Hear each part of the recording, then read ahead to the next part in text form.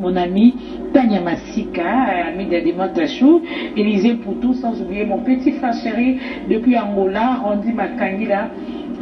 leader Yamou Foudé, artiste marketeur, bon dimanche nayo, ma copine Dada Ekwaki, vraie contre-maîtresse, Yasolo Yosmi Mokondi, Mamote nayo, et septième bagarre, Marie Ngwila, ta gloire mon coco soldat, ma bon dimanche nabino, lui que poisson le maréchal, tout comme vers la fin, vous allez toujours à connecter